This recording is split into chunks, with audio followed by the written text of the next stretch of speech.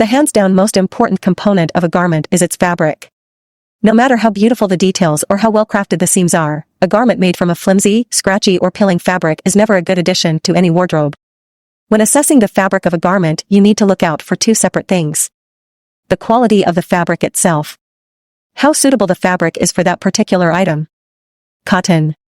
Cotton is a super popular type of fabric for good reason. It's soft, versatile, durable, when high quality, and comparatively affordable. The most important quality property of cotton is its staple length, i.e. the length of the individual fibers the fabric consists of. Fabric made from long cotton fibers is generally considered to be of a higher quality than fabrics made from shorter fibers. Here's why. Durability. Longer fibers can be spun into a finer yarn. Fine yarn can be more tightly bound, which makes the resulting fabric stronger and more durable. Softness. Another plus of long fibers is they can be turned into a much softer yarn. The shorter the staple, the more difficult it is to spin the fibers into yarn without having tiny ends of fibers stick out at all angles. Longer cotton fibers can be closely bound together, which keeps them from going into different directions. Breathability. One reason why some fabrics are less breathable than others is that they contain tiny air pockets in between the individual threads which create thermal insulation. Cotton made from long, finely spun fibers can be very tightly woven to eliminate air pockets and that uncomfortable, sweaty feeling that we tend to associate with low breathability. The staple length of cotton depends on its type and origin. Three types that are known for their extra long staples are Pima, Sea Island, and Egyptian cotton. If an item is made from either of these, brands will definitely include that on the label. But these names are not controlled, so make sure you fully research the brand and double-check the overall quality of the fabric and the rest of the item before you buy. Here's how to estimate whether a cotton garment was made with long staple fibers or not. Touch it. Even cotton fabric that is sturdy, thick and/or even stiff should feel soft on the skin. If it doesn't, it was probably made with shorter fibers and will be less durable in the long run. No pills. Cotton is generally not as prone to pilling as other fabrics, so if you already see a trace of pilling on a new garment, move on. Check the density of the fabric by holding it up to a light. Even if it is very fine, the fabric should not be transparent. If the fabric lets through a lot of light, it's a sign that it is not very dense and therefore will not be very durable. Cotton needs to be spun, so look closely at the threads that make up the fabric. There should be no gaps or size differences between the individual threads. All you should see up close is a regular pattern of smooth rows. One extra tip, cotton is an especially good choice when you are shopping at low-end/budget stores. Some fabrics are hard to get right at the lower end of the price range, but since cotton is comparatively cheap to produce, you should be able to find cotton items that are affordable and well-made. Linen. Linen is made from flax fibers, which are naturally smooth, but not very elastic. Linen is a great fabric for summer, because it is breathable, dries fast, has a cooling effect, and is lint-resistant. In general, there are fewer quality differences with linen than with cotton, and if a garment already has a high linen component, that is a good sign. Here are a few more things to look out for when shopping for linen items. Make sure the linen feels comfortable on the skin. Linen is not a soft garment by nature, but if it actually feels scratchy or rough, short/low quality fibers were probably used which come with all the same disadvantages as short cotton fibers. The one downside to linen is that it is not very elastic, therefore wrinkles easily, and will eventually break if it is constantly folded in the same spot. Before you buy, make sure that the linen does not already contain any small, permanent creases. These are likely a sign for a cut that creates strong natural fold/creases when you move, and these will only become more pronounced with regular wear. Also, think about whether the item will still look at least okay when it's a little wrinkled at the end of the day. Do not worry about slubs, i.e. tiny, random knots along the yarn of the linen. These are almost always intentionally included in order to keep the integrity of the fibers intact and also add that special natural linen texture. It's also fine if there are no slubs. Very fine linen is usually slub-free because it was created from a superfine thread made from fibers of a consistent diameter. If you are looking for a good compromise between durability, coolness and softness, try a fabric composition of linen and cotton. The mix makes for a durable, yet much softer fabric that, compared to pure linen, wrinkles less and is a lot less high maintenance. Wool. The quality of wool can generally be determined by the diameter and the quality of the individual wool fibers that make up the fabric. These in turn depend on the breed of animals that produced them, their diet and stress levels, and how the fibers were handled during the manufacturing process. The diameter of a wool fiber is measured in microns. Wool fibers that are finer than 25 to 30 microns are typically used for garments, while thicker/coarser fibers are used for things like outerwear, blankets or rugs. Finer wool grades are usually more expensive than coarser wool fibers, because they are softer and trickier to manufacture. Here are some tips for assessing wool. First of all, check for any manufacturing faults. The knitting should be consistent and there should not be any knots, loose strands, holes or gaps between the individual threads of the fabric. One reason for fiber breakage when it comes to wool is that the animal the fiber came from was stressed or malnourished, resulting in a weak or brittle fiber. If you can already see broken fibers on a new garment, chances are they would only multiply with regular wear. Pilling is created when individual fibers come loose and eventually curl up into tiny balls. Wool pills easily, although higher quality variants will be more tightly woven to prevent fibers from becoming loose in the first place. If you want a wool item that pills as little as possible, choose one with a very dense, finely knitted material. And, if there aren't any pills on the garment when you try it on, not even on the collar, cuffs or inner thighs, the item gets a major thumbs up. Wool fabric should be elastic. It should bounce back immediately when you pull it and not stay stretched out. Brands that use high-quality wool fabric will usually let you know exactly which type of wool it is. For example, merino wool is a particularly popular type known for its soft, superfine fibers. Unless it's a part of the design of an item, you should generally not be able to see through the weave. A high-quality wool garment will be tightly woven and dense, without any gaps in between the individual threads. In general, fabric made from fine wool fibers will be softer than thicker fibers. However, depending on the item you are looking for, you may prefer a sturdier, coarser type of fabric, even if it is a little scratchy, for outerwear for example. Before you buy a wool item, make sure you test what it feels like, not just on your hands, but also on places where your skin is more sensitive, like the inside of your arm, to make sure you like it.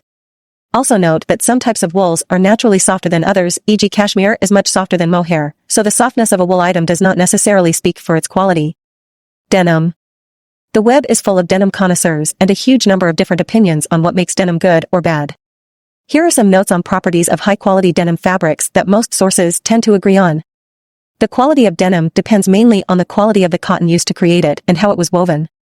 Another important property is the stitching on the item. That is not technically a fabric property, but since it's very denim specific, I want to mention some points about that here. The wash of the final piece is what really tends to drive the price of denim up, but that is not so much a question of quality, but of added labor/production costs. Denim made from high-quality cotton feels soft and even like it's a little moist. Denim should never feel thin and flimsy or so stiff and heavy that you can't move, unless it is a raw, unwashed piece, but anything in between is fine and a matter of personal choice. If you want to go for a thinner fabric, make sure the yarns are tightly woven and the fabric feels strong and dense, so it won't tear easily. When you are buying denim secondhand, always check the inner thighs for rubbing. Heavily rubbed thighs is a definite sign that the denim is not the best quality. Since denim is a very heavy fabric, strong seams that won't split or unravel under stress are super important.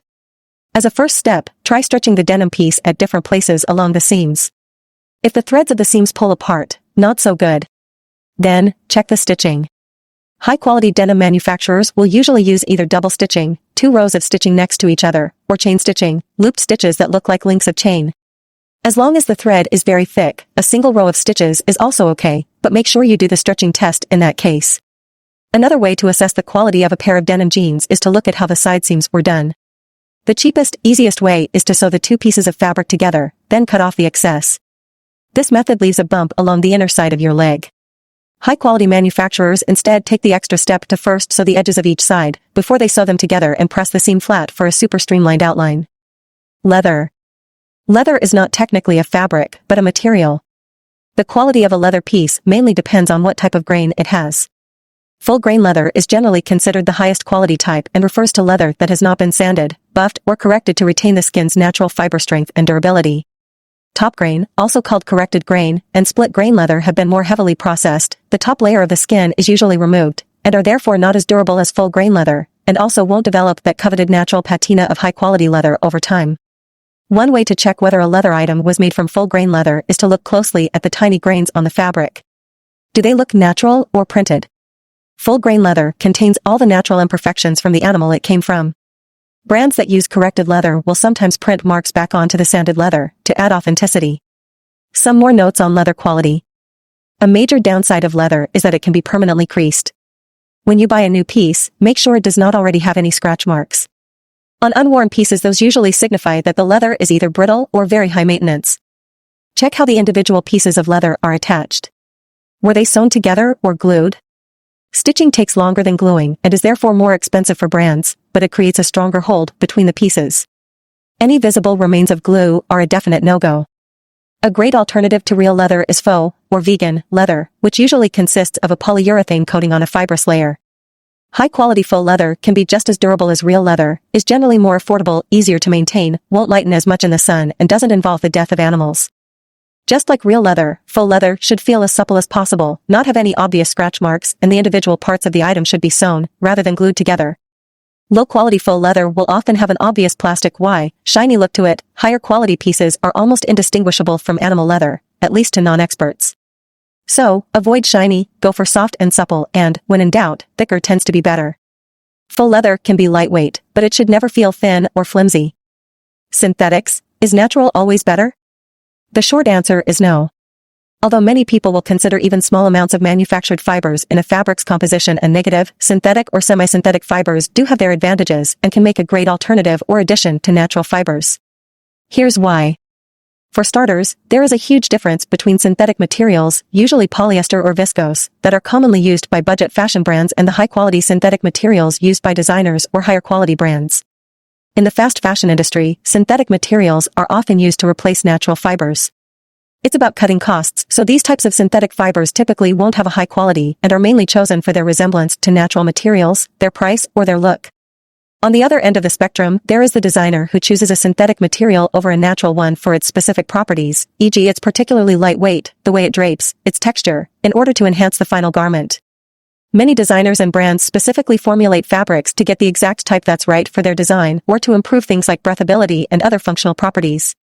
Oftentimes, a small amount of synthetic fibers improves the fit of an otherwise natural fabric. Spandex, polyester or lycra especially mix well with cottons or wools to add stretch and elasticity, and make sure the garment keeps its shape after washing. For fitted items that you want to curve around your body, e.g. jeans or t-shirts, look for a fabric composition that includes about 2 to 5% of a stretchy synthetic material. Synthetic fibers are often the best choice for activewear because they are lightweight, super stretchy, and therefore form-fitting without being restricting, dry fast, or are able to transfer sweat away from the skin. Of course, there is a huge amount of synthetic fabrics available, all of which have different properties and uses, and some of which are more valuable than others. One type I want to highlight here is rayon, which is, by most accounts, a particularly good choice when it comes to synthetics, or rather semi-synthetics, because it has a natural base. Rayon is a breathable cellulose fabric that is made from wood pulp, as opposed to plastic, is biodegradable, and can mimic the feel of smooth cotton, silk or linen. Many people consider modal to be the best type of rayon. It is made from beech trees, is super smooth, water absorbent and resists shrinking. You'll often find it mixed in with cotton. Another popular type of rayon is tencel, which is also very soft, easy to maintain and wrinkle resistant.